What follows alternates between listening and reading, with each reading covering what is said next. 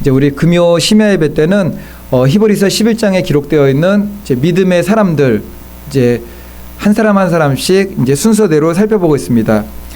여리고성 멸망, 그리고 그 멸망 가운데 구원받은 기생 라합 이야기는 우리가 잘 알고 있는 이야기 중에 하나이죠.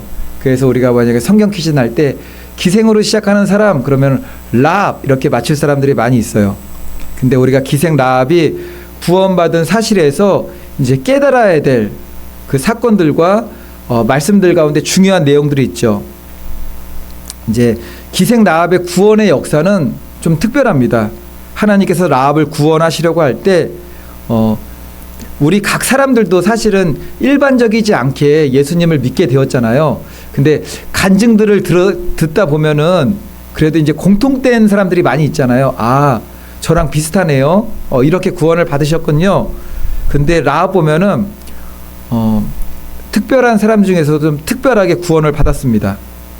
라합이 거주하고 있는 여리고 성은 지역적으로 어떤 곳이었느냐면은 하나님께서 이스라엘 사람들에게 가나안을 정복하라고 할 때 진멸하라고 말씀하신 족속이 있죠.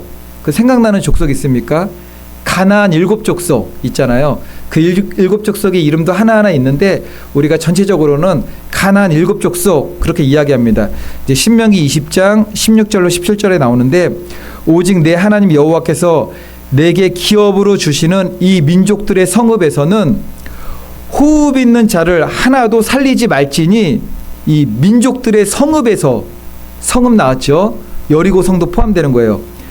호흡 있는 자를 하나도 살리지 말지니 곧 헷 족속과 아모리 족속과 가나안 족속과 브리스 족속과 히위 족속과 여부스 족속을 내가 진멸하되, 진멸하는 거 완전히 멸하는 거잖아요. 내 하나님 여호와께서 내게 명령하신 대로 하라 그랬어요. 호흡 있는 자들 하나도 살려두지 말라. 그게 가나안 7족속에 대한 명령이었고 7족속의 이름을 하나하나 나열하였습니다. 가나안 7족속들은 가나안 족속의 신들은 유명하잖아요. 그냥 그래서 사사기 시대에서도 점령하고 났는데도 진멸되지 않았던 가시와 채찍으로 남겨뒀던 족속들이 있었잖아요. 그 족속들이 그냥 힘이 없을 때는 힘이 없었어요. 그냥 다 멸절했지만 멸절하지 않은 자들도 있었습니다. 그들이 부강할 때 그들이 가지고 있던 신들이 다 들어오게 되었죠.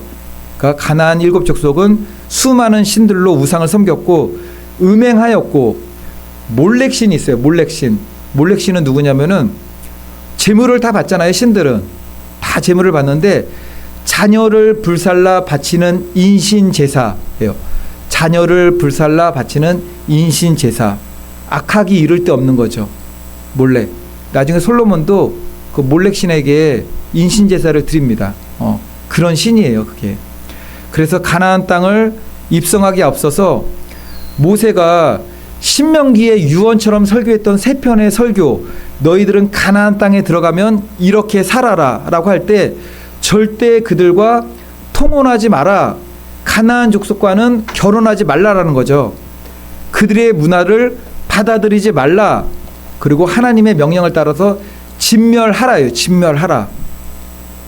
그러면 여리고성에 살던 사람들은 가나안 7족속 중에서 어느 족속의 사람이었을까? 가나안 여리고성은 어느 족속에 속했을까? 성경은 콕 집어서 어느 족속이라는 언급은 없어요. 10명의 정탐꾼들이 이제 막 얘기해요. 우리가 정탐하고 왔던 그곳 이야기를 많이 하고 여호수아도 이제 권면하는 내용이 나옵니다. 그때 나오는 족속 중에 하나가 아모리 족속을 계속 언급해요. 아모리 족속.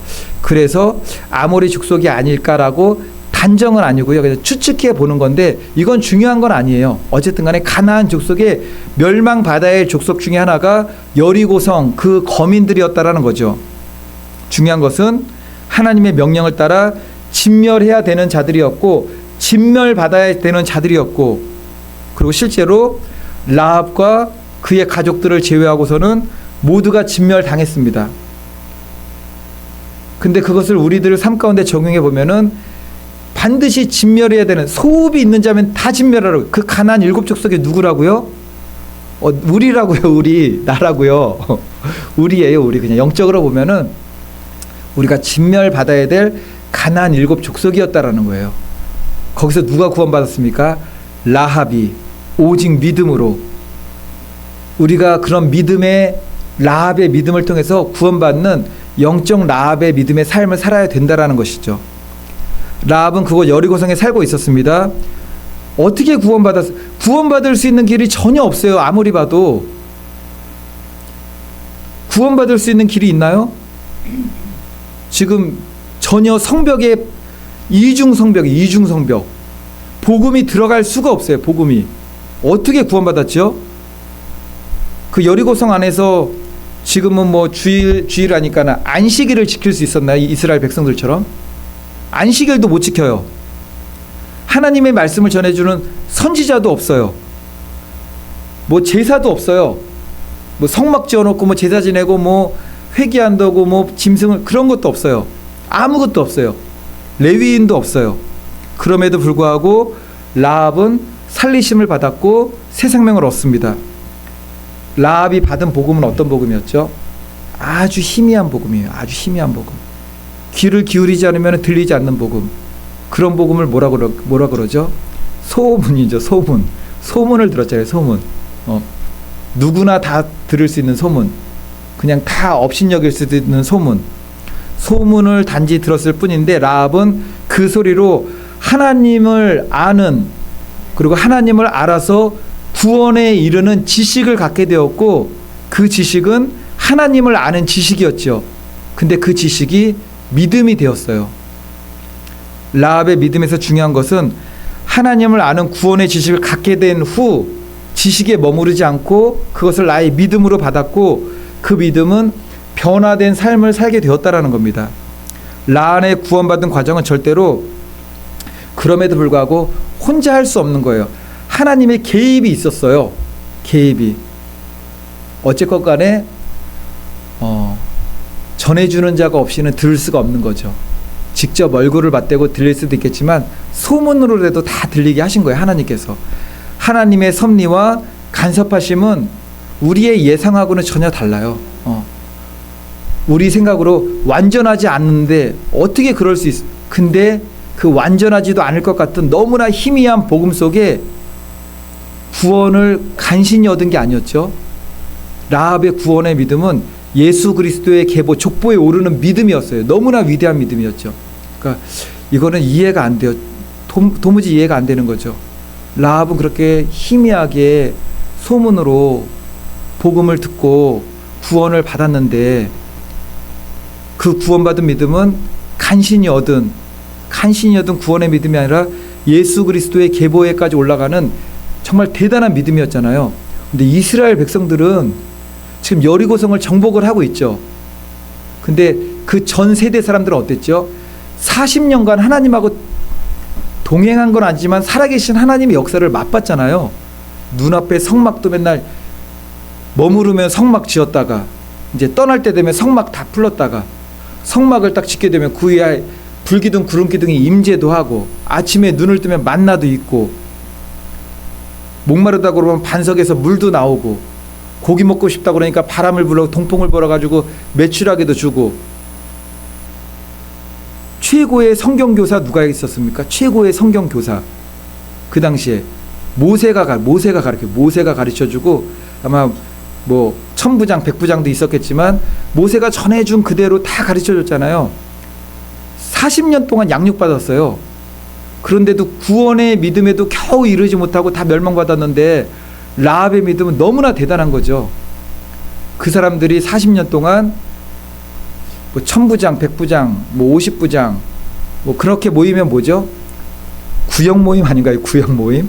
어쨌든 구역 모임으로 그렇게 막 모이기도 하고 말씀도 듣고 성막에도 가고 안식일도 지키고 눈에 보이는 이적과 기적에 구름기둥과 불기둥에 40년 동안 아무리 걸어다녀도 발에 신이 헤어지지 않고 몸에 옷이 낡지 아니하고 한 끼도 굶은 적이 없어요. 한 끼도. 여리고성 이중성맥으로 갇혀가지고 복음이 들어갈 수 없었던 그 여인과 비교해보면은 그들이 입은 은혜라는 것은 구원을 안 받을 수가 없는 그들은 불신으로 말미암아 다 멸망받고 어떻게 그렇게 구원을 받 도저히 믿는 우리들도 이해가 안 되는데 구원을 받은 여인이 라합이라는 거죠. 유일하게 여리고성 안에서 하나님의 살아계심을 믿고 살아가던 그 여인이 있는데 이제 하나님의 간섭하심과 계획하심, 이건 섭리죠. 두 정탐꾼이 숨어 들어갔어요. 근데 어디로 숨어 들어갔죠? 그 라합, 여리고 성 중에서 유일하게 하나님을 믿고 두려움 중에 떨고 하나님의 구원의 은총이 언제 나에게 임할까를 기대하고 소망하고 있던 그 여인에게 두 정탐꾼이 들어갔어요. 이건 우연인가요? 하나님이 개입하셔서 섭리하시는 거죠. 이걸 이렇게 이해하시면 안 됩니다. 두 정탐꾼이 성벽으로 올라가는데 얘들아, 성벽 올라가자마자 오른쪽을 바라봐. 거기서 10발자국을 걸어가. 문을 열어. 어떤 여인이 문을 열어줄 거야. 그 집 안으로 들어가. 이런 계시적인 게 아니에요. 하나님의 개입과 하나님의 섭리하심이에요. 이거는 하나님의 사람이란 앞에 어떤 일이 있을지 누가 예비되어 있는지 다 알고 가는 사람이 아니에요. 하나님의 사람이란 말씀을 쫓아가는 사람이에요. 그 말씀은 우리가 무엇으로 붙잡습니까? 믿음으로. 그래서 의인은 오직 믿음으로 말미암아 산다라는 거예요. 근데 그 믿음의 전제는 하나님의 말씀입니다. 성경의 물줄기처럼 흐르는 믿음의 원리가 있어요. 창세기 12장 4절, 두 정탐꾼도 믿음을 따라간 거였습니다. 믿음으로. 말씀을 쫓아간 거였어요. 말씀을. 누구의 말씀이었죠? 하나님의 말씀이긴 말씀인데 하나님께서 여호수아를 세웠잖아요. 여호수아가 명령하니까는 그 명령한 말씀을 쫓아갔던 거예요. 근데 창세기 12장 4절, 이에 아브라함이 여호와의 말씀을 쫓아갔고, 아브라함은 어떤 길을 갔습니까? 갈 바를 알지 못하였지만 말씀이 가라고 하니까 가는 거예요. 그냥 그러니까 쫓아가는 거죠. 뭘로 쫓아가요? 믿음으로. 하나님의 이름 중에서 여호와 이레가 있죠. 여호와 이레. 이제 이삭을 예비하셨을 때 모리아산에 올라가서 이게 이삭을 제물로 바치려고 했는데 하나님께서 아브라함의 믿음을 보시고 이삭이 아닌 어린 양을 예비하셨죠. 그때 이제 여호와 이레가 나오는데 하나님의 이름 중에 여호와 이레가 있습니다. 장래를 예비하시는 하나님의 속성을 가리키는 이름이에요. 여호와 이레. 그래서 이제 우리들 걱정이 있잖아요. 나 앞으로 어떻게 살면 되지? 어떻게 그럴 때 우리 성도님들은 뭐라고 권면하실 거예요? 걱정 마. 하나님이 예비해 주시고 이렇게 권면할 수도 있지만 그냥 한마디 하시면 돼요. 여호와 이레. 그러고 가시면 돼요. 근데 초신자들은 무슨 뜻인지 몰라요. 뭐가 여호와 이레인데? 이레 동안에 무슨 일이 있어? 그렇게 물을 수도 있는 거죠. 그러니까 여호와 이레, 하나님이 예비하심. 아브라함은 갈 바를 몰랐지만 말씀 붙들고 순종함으로 말씀을 쫓아가니까는 약속의 땅에 이르게 되었다. 이것이 여호와 이레예요. 예비된 약속의 땅 여호와 이레. 이것이 믿음으로 사는 하나님의 사람들의 삶을 인도하시는 하나님은 내 발의 등이시잖아요. 빛 대신 우리의 삶을 비춰주시는 하나님께서는 어디까지 비춰주십니까? 약속으로는 마지막 결말을 우리에게 말씀하세요. 약속의 말씀으로는 결말의 말씀하시지만 현실을 살아가는 우리들에게는 앞의 일을 갖다가 훤히 보여주시지 않으세요. 주의 말씀은 뭐라고 그랬죠? 내 발의 등이요. 내 발의 등은 뭐죠? 한 걸음 한 걸음 오늘 하루하루 그냥 알게 하시는 것이 아니라 비춰주시는 거예요. 하나님은 예언에서 자꾸 알게 하시는 것이 아니라 말씀으로 비춰주셔서 말씀대로 살아가기를 원하시는 거예요. 그게 말씀의 사람입니다. 이제 두 정탐꾼 같은 믿음의 원리 안에서 순종한 거죠. 이제 여호수아가 두 정탐꾼에게 보내며 한 말 두 가지가 있어요. 여기서 두 가지가 뭐냐면은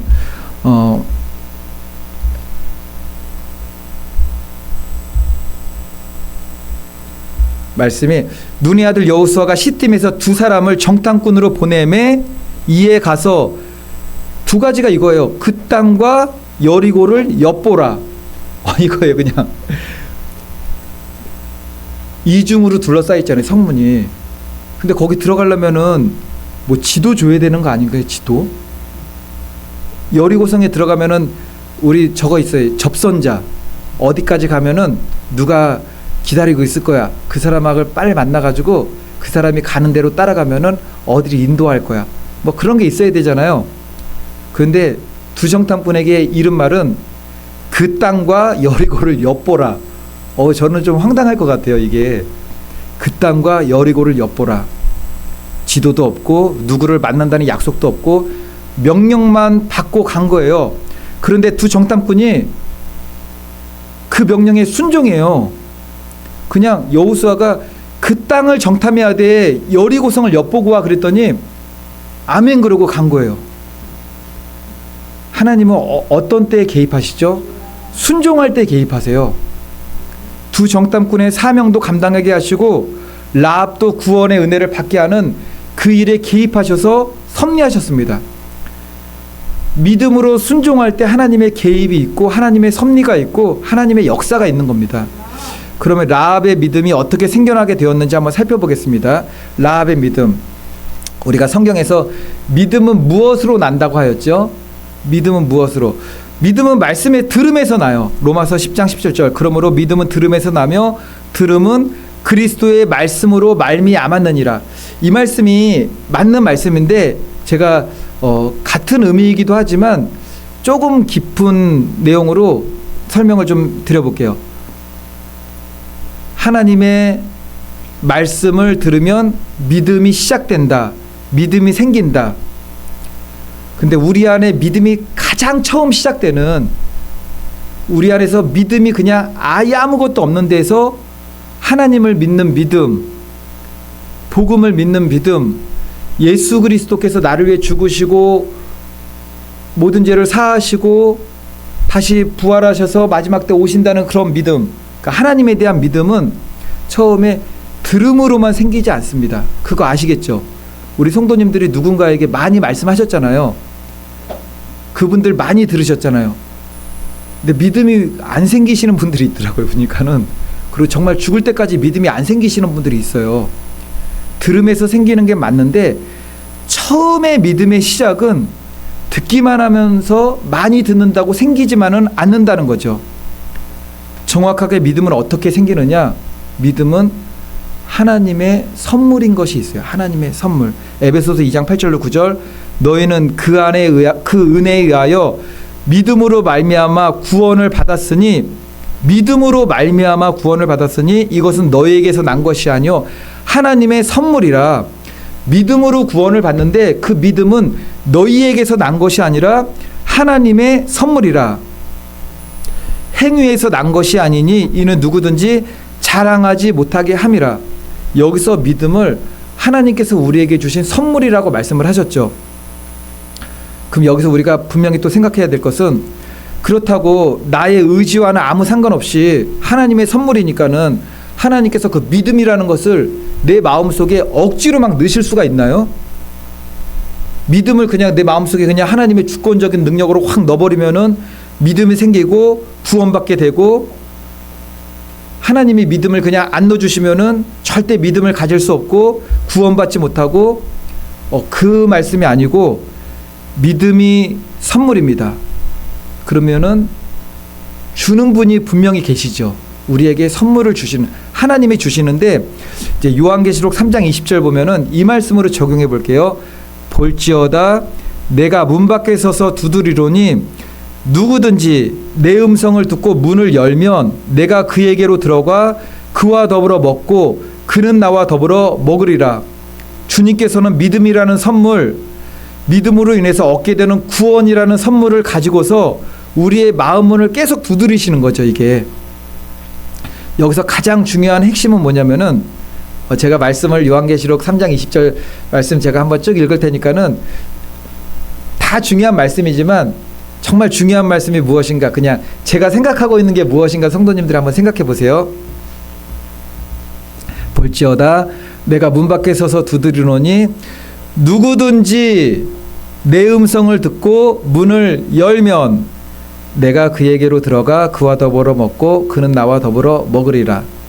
중요한 핵심이 뭐죠? 제가 강하게 좀 읽었죠. 누구든지 내 음성을 듣고 문을 열면이에요. 누구든지는 뭐죠? 복음에는 차별이 없다라는 거죠. 누구든지 음성을 듣고 문을 열면 동일한 의미로 누구든지 하나님을 믿는 믿음과 구원의 복음에 대한 복음을 믿으면 다 누구든지예요. 하나님은 공평하신 하나님이십니다. 우리도 이렇게 생각할 수 있어요. 북한에 사는 사람들하고 우리하고는요 너무 불공평하지 않나요? 저기 아프리카에 있는 사람들하고 우리 이렇게 자유롭게 믿을 수 있는 우리들하고는요 이거 너무 불공평한 거 아닌가요? 불공평한가요? 우리는 이해할 수 없지만 아무리 생각해도 불공평한데 하나님은 공평하신 하나님이십니다. 그거 믿으십니까? 하나님은 공평하시고 완전하시고 회전하는 그림자도 없으신 분이세요. 너무 자유스럽게 믿을 수 있는데 이거 공평하지 않잖아요. 안 공평하잖아요. 근데 안 공평한데 라합의 믿음을 보세요. 라합의 믿음을. 누구에게나 상황과 형편과 역사하시면 다르지만 구원의 복음에는 차별이 없습니다. 차별이 없어요. 분명합니다. 어쨌든 누구든지 하나님께서 선물로 주시는 믿음을 나의 믿음의 마음의 문을 열고 그것을 받게 되면은 내가 그에게로 들어가 그와 더불어 먹고 그는 나와 더불어 먹으리라. 이런 신앙적 고백과 동의를 소유하게 되면은 구원을 받게 된다라는 거죠. 그렇게 믿음으로 선물로 받게 되면은 그때부터 그리스도의 말씀을 들음으로 믿음은 막 성장합니다. 또 사람에 따라서 뭐 속도와 뭐 그런 거에 차이는 있겠지만 믿음이 그렇게 들어오고 나면은 믿음이 그리스도의 말씀을 들음으로 계속 또 성장해 나가는 거죠. 분명 믿음은 내 속에서 스스로 생기는 것이 아니라 하나님의 선물인데 또한 그 선물 또한 내가 마음의 문을 열고 믿음을 동의하고 신앙 고백과 함께 그것을 영접해야지 내 속에서 계속 자라나는 믿음이 된다라는 겁니다. 이제 본문 히브리서 11장 31절 보면은 순종하지 아니한 자와 함께 멸망하지라는 말씀 나오죠. 히브리서 11장 31절 보이십니까? 믿음으로 기생 라합은 정탐꾼을 평안히 영접하였으므로 여기서 순종하지 아니한 자와 함께 멸망하지. 라합은 멸망하지 않았지만 나머지 사람들은 다 멸망했다라는 거죠. 이 말씀이 여호수아 2장 9절로 11절에 나오는 말씀인데요. 제가 읽어드리겠습니다.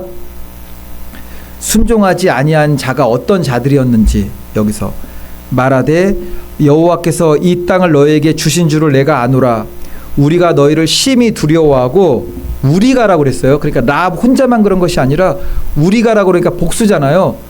여리고성에 살았던 사람들도 이스라엘 사람들과 함께 하신 하나님의 두려운 역사를 보면서 두려워한 거죠.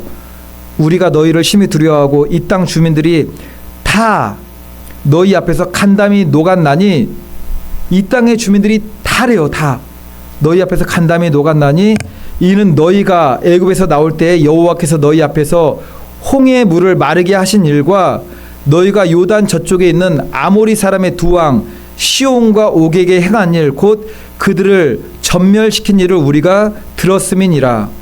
우리가 듣자 곧 마음이 녹았고 너희로 말미암아 사람이 정신을 잃었나니 너희 하나님 여호와는 위로는 하늘에서도 아래로는 땅에서도 하나님이시니라. 이 말씀은 여리고 성 안에 있는 모든 자들이 다 알고 있는 사실이었다는 거죠. 그래서 어떻게 했다는 거죠? 순간적으로 두렵고 놀라워하면서 막 팡팡 뛰는 거죠. 어떡하지? 하나님 믿어야 되는데, 하나님 믿어야 되는데, 교회 다녀야 되는데, 교회 다녀야 되는데. 분명한 것은 무엇입니까? 하나님께서 소문을 통해서 복음을 그들에게 듣게 하시고 마음에도 역사하신 거죠. 두려워하는 마음까지는 주셨어요. 하지만 라합을 제외한 그들은 다 어떻게 되었습니까? 순종하지 아니한 자와 함께 멸망. 순종하지 않았고 멸망했다는 거죠. 그들은 분명 이스라엘과 함께 하시는 하나님의 역사, 그 복음을 듣고 그 다음에는 야, 그들이 코앞에까지 왔대 막 두근두근 했을 거예요. 그런데 이제는 정말 본 거예요. 소문이 아니에요. 이제는 소문이 아니라 요단강을 건넜어요. 요단강을, 여리고성 앞에 있는 요단강을 건넙니다. 마음이 이제 막 녹아내리는 거죠. 다음 우리 차례구나. 근데 이때는 어떻게 되죠? 하나님, 우리를 긍휼히 여겨주십시오. 우리를 불쌍히 여겨주십시오. 우리에게 구원을 베풀어 주십시오 라고 기도해야 되는데 회개도 아니하고 구원을 구하지도 않았다라는 거죠. 이들은 어떻게 했습니까? 그 두려운 하나님의 백성들이 왔는데 여호수아 6장 1절, 이스라엘 자손들로 말미암아 여리고는 굳게 닫혔고 출입하는 자가 없더라. 여리고는 굳게 닫혔고 할 때 저는 이 말씀이 생각났어요. 누구든지 내 음성을 듣고 문을 열면 내가 그에게로 들어가 그와 더불어 먹고 그는 나와 더불어 먹으리라 라고 말씀하셨는데, 여리고는 굳게 닫혔고 출입하는 자가 없고 예수님도 못 들어가는 거죠. 누가 들어갈 수가 있겠습니까? 그들은 왜 그렇게 되었는가? 왜 그렇게 되었습니까? 근데 성경은 여리고 사람들이 왜 그렇게 되었는지 영적 원리로 하나님의 말씀을 끝까지 이제 믿지 않고 불순종의 길로 가는 사람들이 왜 그렇게 되는지 믿음의 영적 원리 차원에서 말씀합니다. 전도서 8장 11절 보니까는 악한 일에 관한 징벌이 속히 실행되지 아니하므로 인생들이 악을 행하는 데 마음이 담대하도다. 악한 일에 관한 징벌, 무슨 악한 일 했을 때 하나님께서 벌 주는 거 있잖아요. 그 벌이 눈앞에서 바로 오게 되면은, 죄 지면은 벌이 임하고 무슨 어떤 또 악한 일을 하면 벌이 임하면은 막 사람들이 두려워할 텐데 속히 실행되지 아니하니까 인생들이 악을 행하는 내 마음이 담대하도다. 아무 일도 안 일어나요. 무슨 일을 해도, 무슨 악한 짓을 해도 아무 일도 안 일어나요. 이럴 때 힘든 사람들은 정말 믿는 사람들이죠. 하나님, 언제까지 참으시겠습니까? 왜 성경에는 심판이 있는데 왜 우리 눈앞에는 심판이 없습니까? 그런 거죠. 사람의 마음이라는 것이 얼마나 강팍한지 눈앞에서 그냥 불이 보여야 돼요. 불이 떨어져야 돼요. 그냥 심판이라는 징계가 일어나야지 살려달라고 발버둥 칩니다. 우리도 그렇잖아요. 바로 눈앞에 불덩어리에 그 징계가 임하면 살려달라고 발버둥 치는데, 그럼에도 우리가 정말 강팍하고 악한 자인 것이 뭐냐면은 그렇게 경험했던 하나님의 심판의 사건들이 세월 속에 점점 이제 멀어져 가면은 세월의 흐름과 함께 그 기억도 흐물흐물해지고 나의 마음도 또 무뎌져. 그런데 하나님께서는 어떻게 작정하시고 섭리하셨습니까? 여리고 사람들에게 회개할 기회를 주는 거예요. 여리고는 굳게 닫혔고 출입하는 자가 없더라. 얼마나 강팍해요. 근데 하나님께서 회개할 기회를 주세요. 그 사건이 뭐냐면은 여리고 사람들로 하여금 이스라엘 사람들이 성을 주위를 돌게 하는데 손에 아무 무기를 들지 않게 하셨죠. 이렇게 그냥 돌잖아요. 행렬하잖아요. 뭐 나팔수들도 있고 뭐 있지만 그냥 손에 무기 들지 않았어요. 매일같이 성을 한 바퀴 삥 돈 다음에 자기들 진영으로 가요. 여리고 사람들이 그걸 매일같이 지켜보았을 거예요. 한 바퀴 삥, 그 성이 작지도 않은 성을 갖다가 혼자 마라톤 뛰듯이 뛰는 것도 아니고 그 수많은 사람들이 그냥 조용히 이렇게 돌면은 그래도 시간이 꽤 흐를 거 아니에요. 그리고 진영으로 가요. 그 시간은 어떤 시간이었습니까? 회개할 시간이잖아요. 회개할 시간인데 얼마나 마음이 강팍한지 그렇게 삥 돌고 들어가면은 마음이 점점 느슨해졌던 것 같아요. 아무 일도 안 생기네. 두려워할 족속들이 아니네. 베드로후서 3장 9절 말씀, 주의 약속은 어떤 이들이 더디다고 생각하는 것 같이 더딘 것이 아니라 오직 주께서는 너희를 대하여 오래 참으사 아무도 멸망하지 않고 다 회개하기에 이르기를 원하시느니라. 하나님께서 우리들 각자에게 주는 회개의 시간들과 모양은 다 다릅니다. 근데 너무나 안타까운 것은 우리가 지금 보내고 있는 그 시간과 세월들이 하나님께서 회개할 시간으로 주셨다라는 것을 알지 못하는 거예요. 아무 일도 일어나지 않고 아무 심판도 일어나지 않고 하나님의 징계가 없으니까는 완악한 마음으로 더 담대해지는 거죠. 이게 6일이 지나도록 아무 일도 일어나지 않았습니다. 여리고성 성벽 먼지 하나도 안 떨어졌어요. 끄덕없이 경고했습니다. 그들은 눈앞에 보이는 현실에 안도했을 거예요. 회개해야 되는데 안도하는 거죠. 두려워하던 마음은 사라지고 마음은 더욱 강팍해지는 겁니다. 하나님께 대한 사람이 어리석음과 무지함이 뭐냐면은 어떤 큰일, 무슨 일이 안 일어나면은 강팍하고 무뎌진 마음이 더 강해져요. 근데 여기서 여리고성의 그 멸망받았던 사람과 구원받은 라합의 차이가 무엇입니까? 멸망받은 여리고 거민들에게도 처음에는 이게 회개가 아니라 양심이었죠. 두려워할 수 있는 양심은 주셨어요. 하나님께서 두려워하고 간담이 녹았대요. 이거는 양심에서 일어났던 일입니다. 떨었고 마음이 녹고 우리면 어떡하지, 다음 우리 차례네. 양심의 반응은 있었지만 그 양심의 반응이 회개로는 이어지지 않죠. 가룟 유다도 그랬잖아요. 내가 왜 우리 스승님 예수님을 팔아넘겼을까? 이 돈 필요 없어. 제사장들에 찾아가서 돌려줄 테니까는 다시 없던 일로 해. 그렇게 안 되니까는 양심에 아주 심한 찔림이 있었지만 회개에 이르지 못하고 아주 안 좋은 길을 가게 되었던 거죠. 하지만 라합은 어땠습니까? 그 6일 동안 마지막 7바퀴 돌면서 성문이 무너지기 직전까지 라합이 했던 일 2가지가 있어요. 처음엔 뭐 했을까요? 창문에다가 붉은 밧줄. 창문에다가 붉은 밧줄. 이게 구원의 증표로 약속하신 말씀이었잖아요. 그 다음에 성이 완전히 무너지기 전까지 라합이 했던 일. 가족들 구원하러 다녔던 거예요. 가족들 구원하러. 한 사람이라도 더 모으려고. 성도에게 구원은 무엇입니까? 이 구원은 두려움으로 이루어가는 것들이에요. 빌립보서 2장 12절. 그러므로 나의 사랑하는 자들아, 너희가 나 있을 때뿐만 아니라 더욱 지금 나 없을 때에도 항상 복종하여 두렵고 떨림으로 구원을 이루라. 구원은 잃어버릴 수 있습니다. 한 번 구원은 영원한 구원이 아닙니다. 천국에 들어가야 구원이에요. 그러니까 이 땅에서 한 번 죽는 것은 사람에게 정해진 것이요 그 후에 심판이 있으리니, 죽었고 하나님의 판결 가운데 우리의 구원이 있으면은 그게 영원한 구원입니다. 구원은 이 땅을 살아가는 동안에는 두렵고 떨림으로 이루어가는 거죠. 지금 우리가 달력에 뭐 크리스마스도 표시되어 있고 고난주간, 부활주간, 추수감사절 이렇게 달력 표시되어 있잖아요. 이거 교회력이에요. 이건 교회력이고 성경력은 아닙니다. 성경에 되어 있는 대로는 성경력은 아니고 성경력 유대력이라고도 하는데 그건 아니고 이제 교회력이죠. 근데 유대력의 달력을 좀 알게 되면은 성경의 절기들을 좀 이해하는 데 많은 도움이 돼요. 그러니까 유대력으로 여호와의 7절기 그런 것도 있지만 오늘이 며칠인가요? 9월 26일이죠.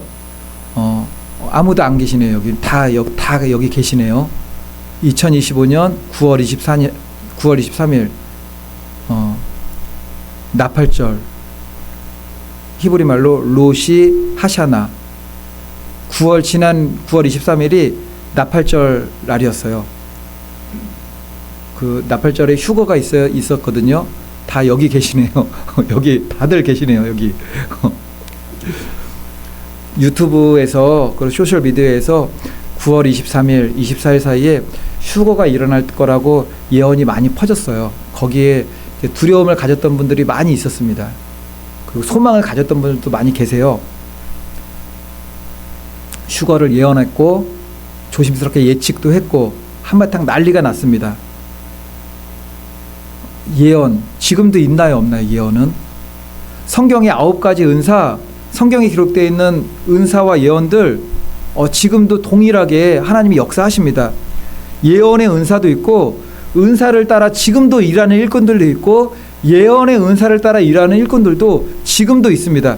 그런데 우리 성도님들이 반드시 지금 이 시대를 살아가면서 명심해야 되는 것은 지금은 우리가 어떤 시대냐면은 성경에 기록되어 있는 마지막 때의 예언에 대해서 성취되어 가는 것을 목도하면서 하나씩 준비해 가는 때예요.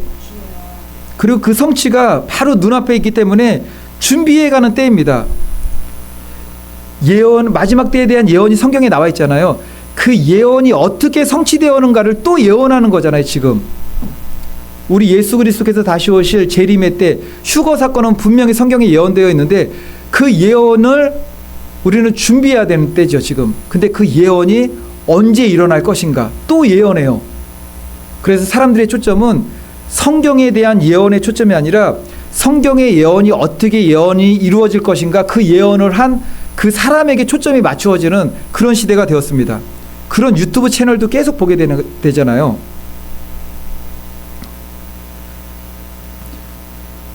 우리 성경에 기록되어 있는 많은 예언들이 성취되었습니다. 그리고 마지막으로 이루어진다고 하지만 거기에 수반되는 많은 예언들이 있어요.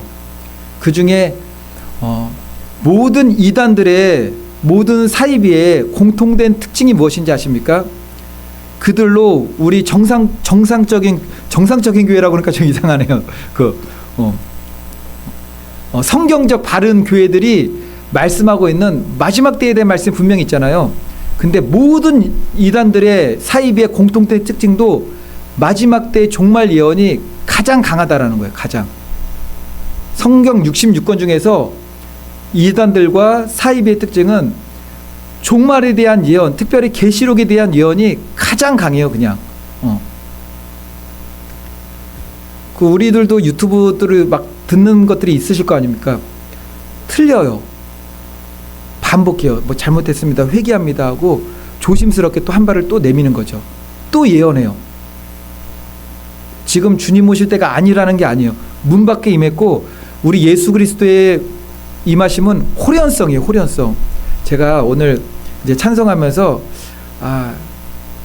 저거 뒤에 저거 뭐죠? 저거 이름이 뒤에 저기 필경대 위에 있는 저게 나무 이름이 뭐죠? 저게 고무나무잖아요. 고무나무 저거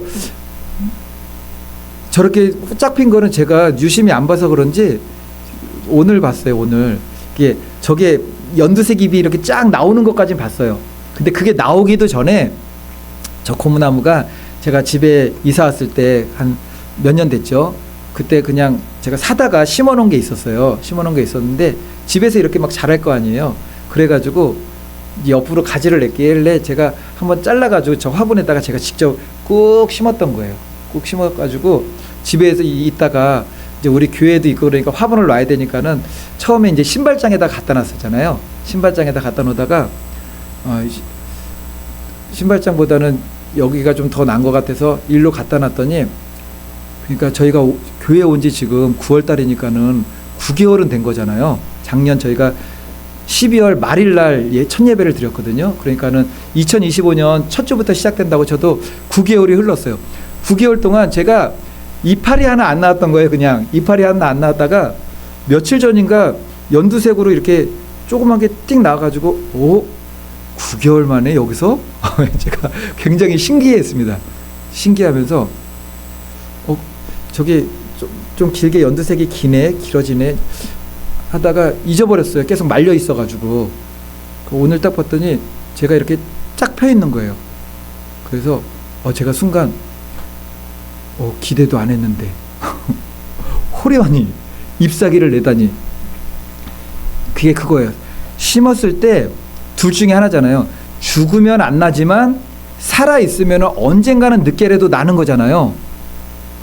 예수 그리스도의 임하심이 이와 같지 않을까. 살아있으면 분명히 나거든요.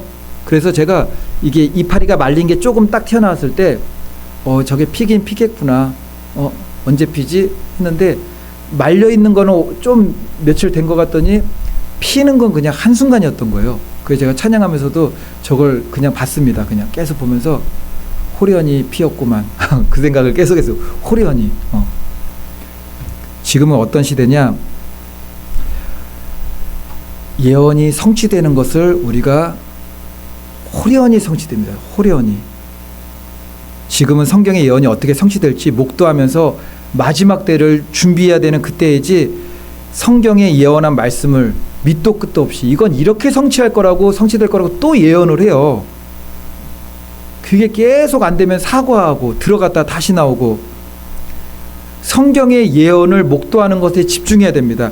개인의 예언에 자꾸 집중하게 되면은 종말 신앙은 아주 이게 흐트러지게 돼요. 이제 라합의 이야기와 휴거 사건을 연결해서 제가 말씀을 준비하면서 이런 게 이렇지 않을까 생각을 해봤습니다. 여리고성이 언제 무너질 것이다. 계속 예언하는 거예요. 이제 계속 2025년 내일 9월 30일입니다. 토요일 12시에 무너질 것이다. 예언하는 거죠. 예언. 이미 예언은 했잖아요. 하나님께서 여호수아에게 그 성을 너희들에게 줄 것이라고 예언을 했잖아요.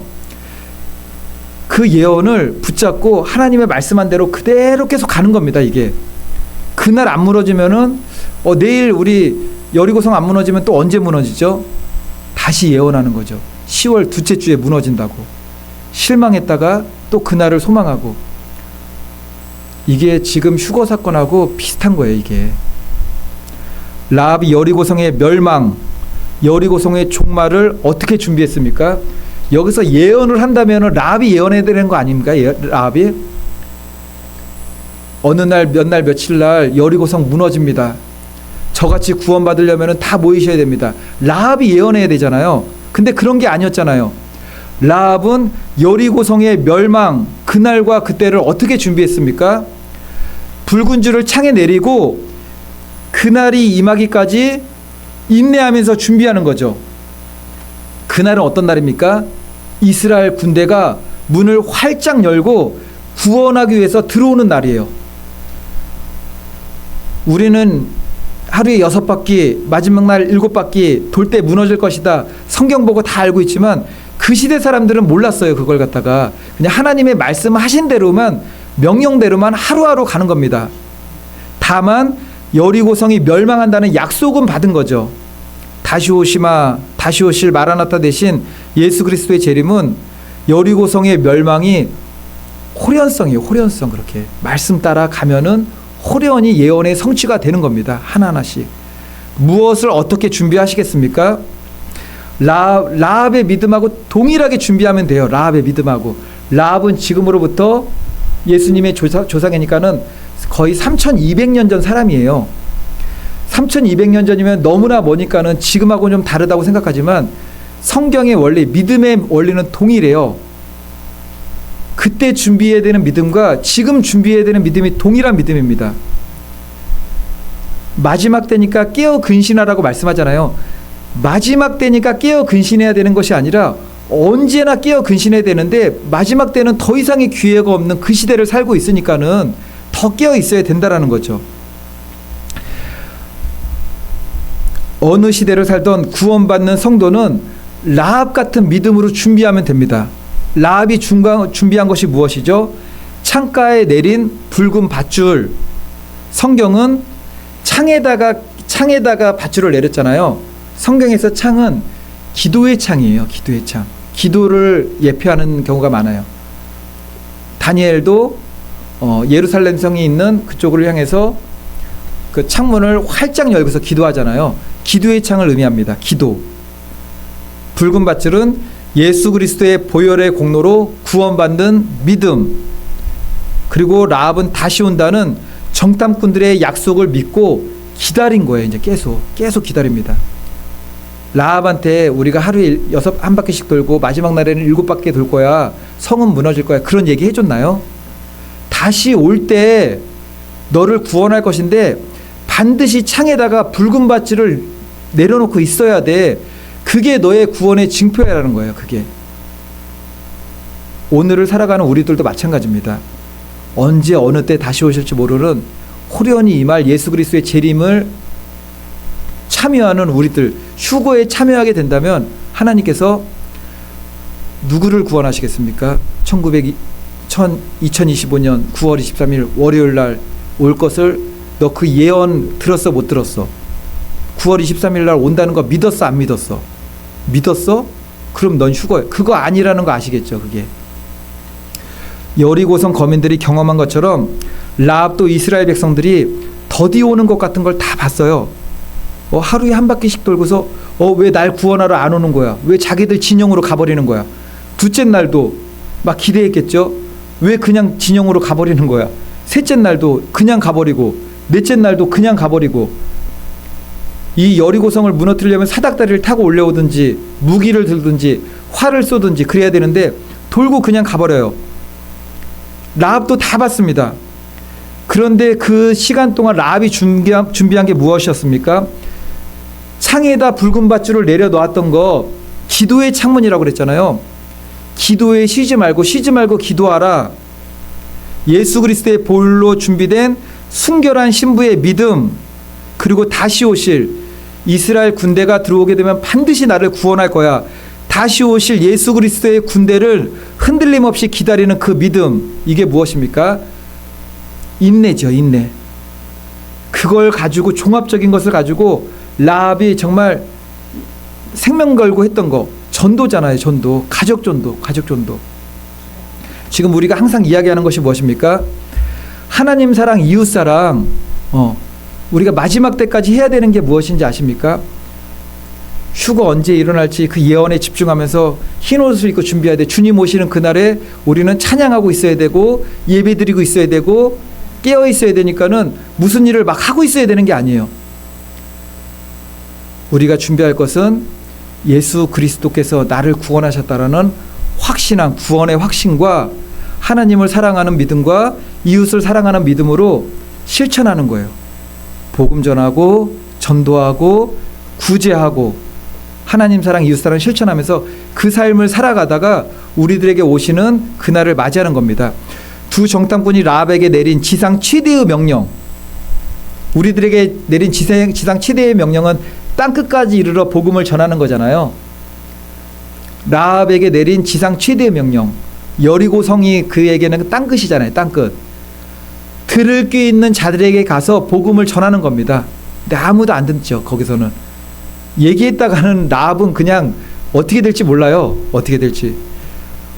여호수아 2장 18절, 우리가 이 땅에 들어올 때 우리를 달아내린 창문에 이 붉은 줄을 메고 내 부모와 형제와 내 아버지의 가족을 다 내 집에 모으라.